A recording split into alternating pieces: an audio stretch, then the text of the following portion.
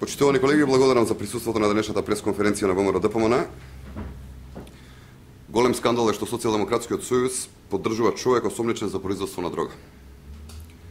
Овој преседан ќе остане запаметен како што беше и исчезнувањето на 28 килограми кокаин во времето кога СДСМ беше на власт, Бранко Црвенковски беше премиер, а Чокревски министер за внатрешни работи. Социјалдемократскиот сојуз и тогаш, слично како и во случајот со Душко Илиевски, заштитуваше и прикриваше афера поврзана со наркотични средства.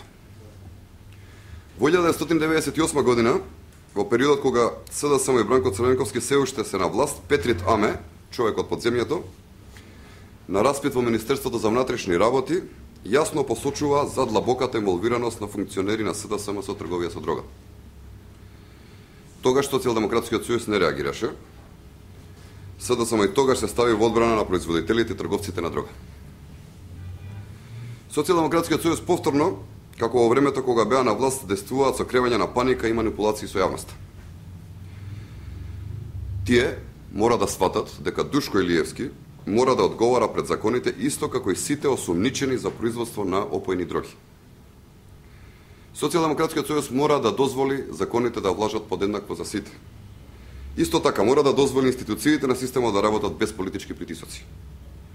Социјалдемократскиот сојуз не смее да ја попречува борбата против производството на опојни дроги.